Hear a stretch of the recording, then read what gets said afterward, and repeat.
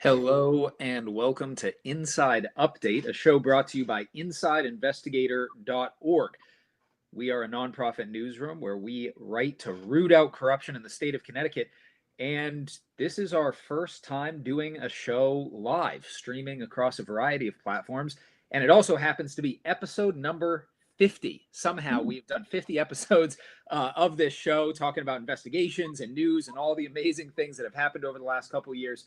My name's Connor Dragotis. I'm the managing editor here. And today I am joined by our co-founder and senior investigative reporter, Mark E. Fitch. Mark, how you doing today? I'm good. I had no idea that this was the 50th. I know. I pay no attention to any of those things. That's your job.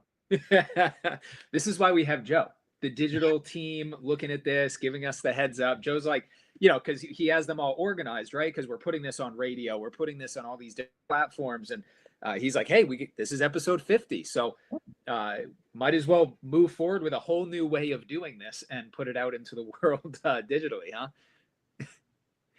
We have a few things to talk about today. One is your most recent investigation, Long Commute, which is interesting. I think it has a little bit of an interesting backstory, at least, of kind of the not trials and tribulations, but this was not a clear cut. Oh, it was trials and tribulations. Very fair. Okay. And then we're going to talk a little bit about something that we've dubbed Protect the Brand, which is getting into how organizations and individuals respond when they find themselves in the limelight of journalism, even before things become public. But let's start with Long Commute. It's a fantastic investigation. And you know what? Talk about the trials and tribulations. Let's talk about how this thing came to be. Yeah, well, I mean, it started with a tip that we were sent, and it was like, so and so at whatever agency is working full time from Florida. And I was like, well, that's interesting. In Connecticut, a lot of our state employees can work from home most of the week. Rarely do they work from home all of the week. At least I thought rarely. So I was like, oh, that's interesting. And so I found it and said, confirmed it. And this person lives in Florida. But I mean, is that really a story? So I reached out to the comptroller's office and I was like, hey, can I get a list? I don't need everybody's like physical like their home address. I wasn't asking for that, but like who lives out of state? How many employees, current active state employees in the executive branch live out of state, and we whittled it down because higher ed, you have professors and graduate students coming and going. So it would just be a disaster. And so we whittled it down to just, the executive branch, not higher ed, and got about 505 names, I think. Most of them were Massachusetts, Rhode Island, New York, right across the border. No big deal. You come into work in Connecticut. But some of them were really far away, North Carolina, South Carolina, Texas, Florida, far up in Maine, far up in New Hampshire. And so I got this and I'm like, oh, wow, look at this. And then I was like, well, I got to go through and confirm all this. And so, I whittled away. Like if you lived on the border, I didn't care. I was looking for the people who lived really far away. And that's where it really became a nightmare, where my eyes were bloodshot and I'm staring at the computer and trying to, I'm using property records and social media accounts and, the, state's open data portal, all this kind of stuff, just to like say, so I can say like, yes, a particular employee lives in North Carolina and works full time. I have to make sure they're still working, and that's what I ran into was, some people I researched, I reached out to the state agency and they're like, they retired 6 months ago. And I'm like, God. And it's like, these things don't always get updated into the state systems, like that.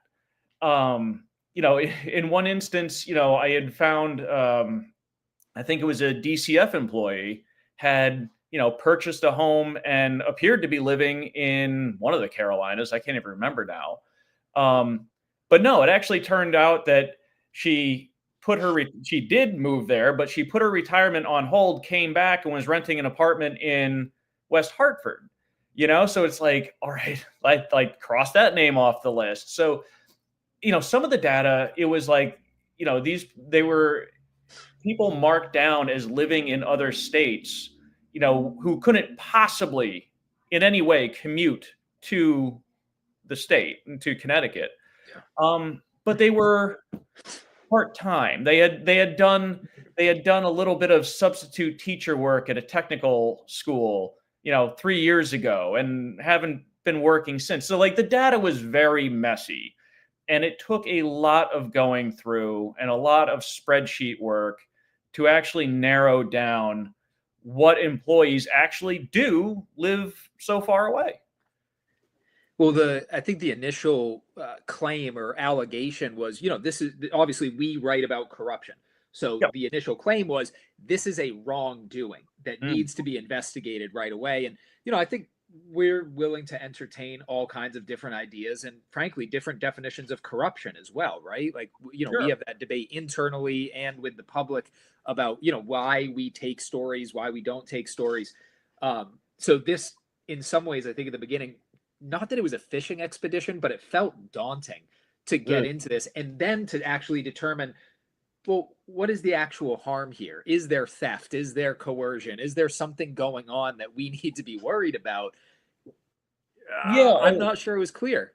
So, I mean, and even I wasn't entirely clear on this, because the way the work from home, the telework provision works in Connecticut is that if you are a union member, you can request to work from home 7 days a week, 365 days a year, whatever.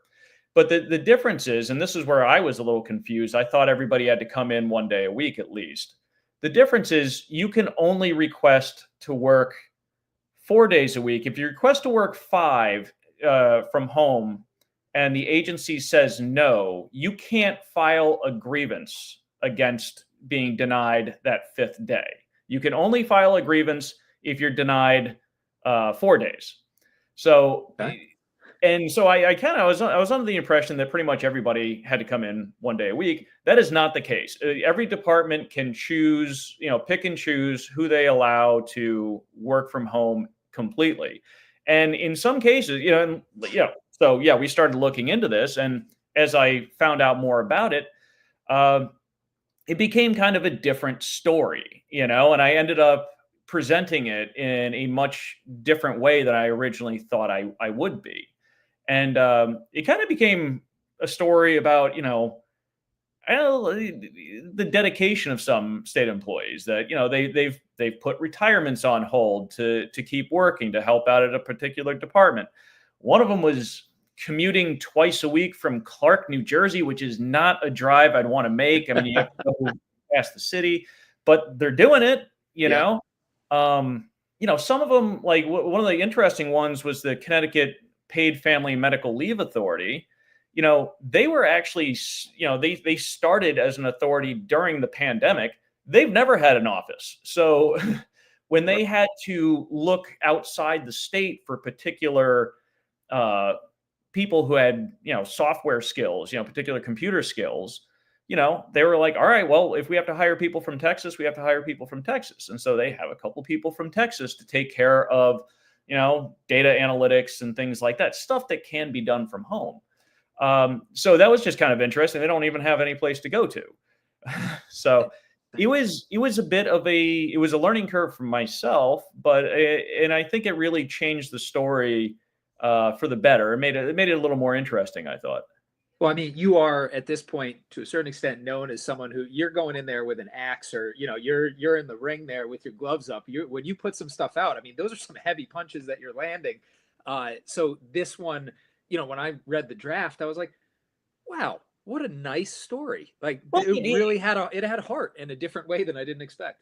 Well, I mean, the story is what the story is. It's like I don't need to massage it all that much. And I think the real turning point for me was, you know, Deputy Commissioner of the Department of Veteran Affairs, Joseph DeNeo. He has a house in Moulton Borough, Moulton Borough, New Hampshire, which is north of Concord, and that is a haul. And so I had reached out to him, being like, "Hey, you live really far away. How do we do this?" And he invited me to come up to the Department of Veterans Affairs and talk to him.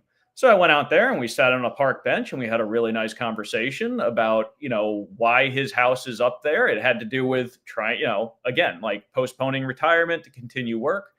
And I was like, that's a really, that it was that conversation that kind of gave me, I was literally ready to drop this story. You remember we had this conversation. I was so annoyed with it. And so like the data was so messy. I was very frustrated. And so it was that conversation that I said, oh, now I see a path forward to actually present this information in a way that makes sense and is, fair to everybody. And it came out, like I said, it came out showing that, hey, we occasionally criticize, state employees for working from home, but I mean, who the hell am I to do that? I work from home almost all the time. And so does a lot of the rest of the country.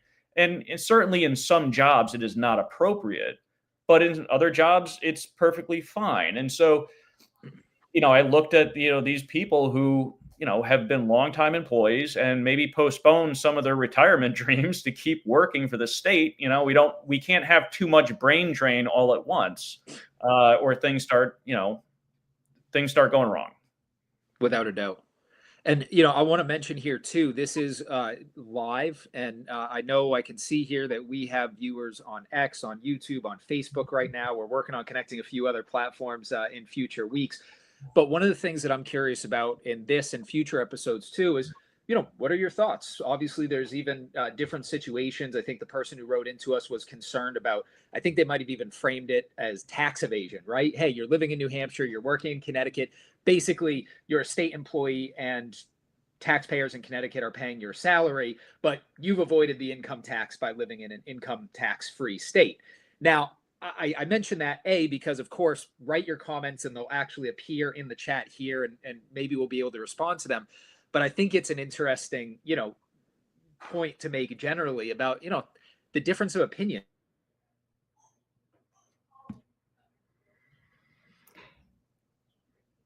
Well, I think I can respond to this with Connor all frozen up there. But are you back?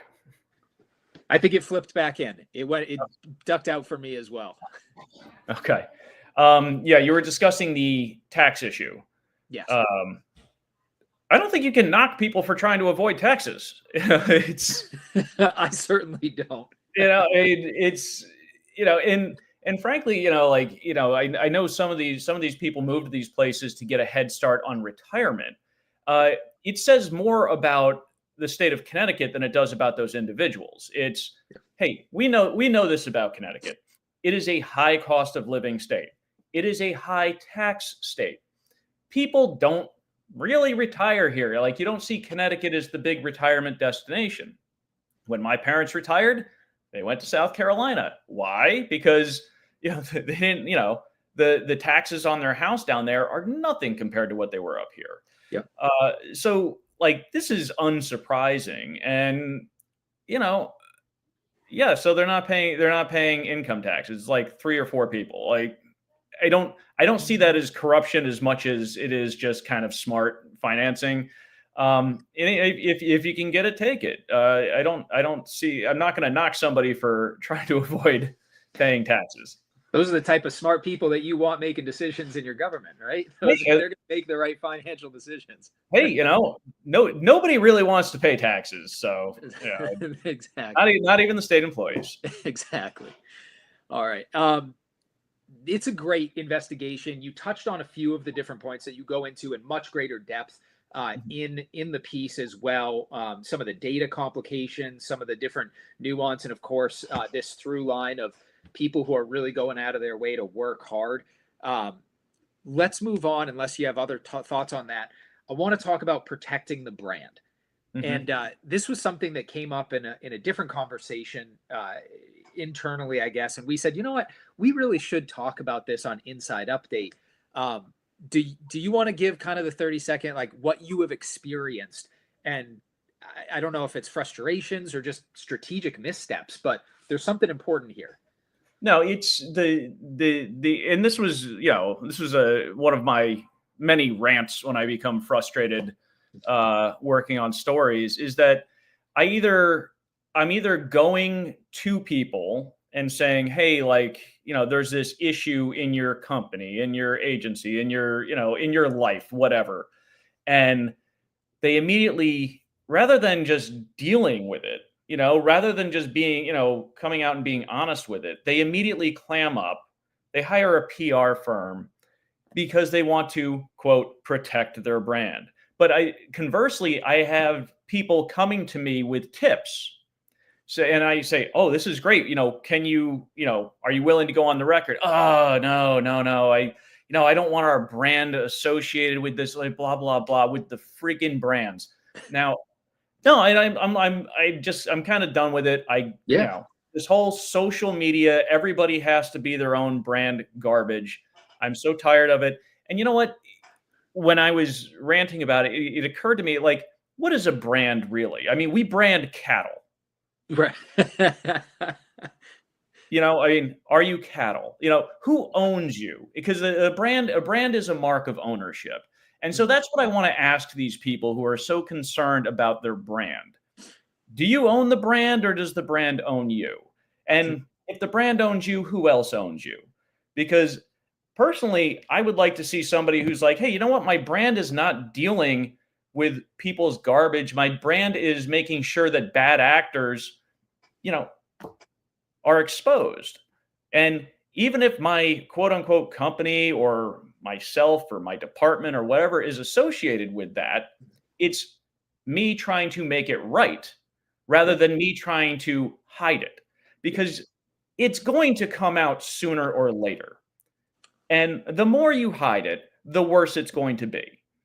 And so, yeah, I'm just kind of, I'm kind of done with this whole brand identity, social media. We all have to, like, put on our best faces garbage. Yeah. I am, and you know what? If you're coming to me with a story, but you're more worried about protecting your brand, there's really not much I'm going to be able to do for you. That's super fair. And I mean, this is one of the reasons that I love working with you. A, you're a straight shooter, and you aren't afraid to say it like it is. But second, I really appreciate the fact that you have high standards for what you're going to invest your time in. I mean, not to say that that is your brand per se, right? But it is the idea, because we have seen time and time again. I jotted down, UConn, CSCU, Solomon Schechter, Advanced Behavioral Health. I mean, I think we could have, probably a list of 20 different organizations in the state, and that's not even getting to individuals that have not been forthcoming in their information. And the other part that I wanted to mention here is that with like the Johnny Dock situation, where in fact the governor's office did eventually, after this elongated, expensive process of finding wrongdoing that confirmed all of your reporting, instead of saying, hey, we are going to be out there, we're going to say, hey, we're excited that we got rid of this corruption, that the practice that cost all this money and was clearly improper is now ended. They published a press release that they didn't even send out to the public, right? Yep. Like, that was an opportunity to protect the brand by being forthcoming and really owning that win. And instead it was, well, we're not even going to celebrate when we've done something right. Like, this cuts both ways. And the end result is that, I think it makes journalists' jobs more difficult, but it's also a huge missed opportunity to simply do the right thing, care about people, have compassion for those that you serve. And, obviously there's a legal obligation in the public sector, but for businesses, for individuals, we are all connected and we all have people who rely on us in different ways. There's an opportunity there that no. you could be a partner, I guess is what I'm saying. A journalist Oh, can be a absolutely. really powerful partner.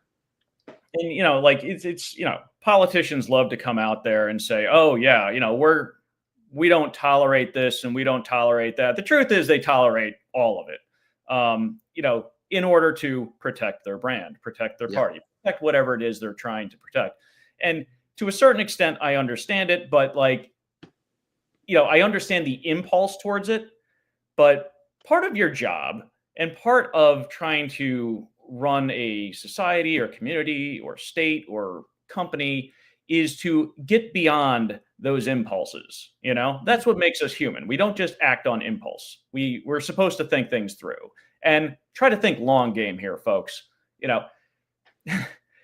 Coming, actually acting as if you want to keep things on the straight and narrow, acting as if you're going to act, you actually hold people accountable, like actually doing the thing Yeah. is what will truly establish your brand, not just saying it.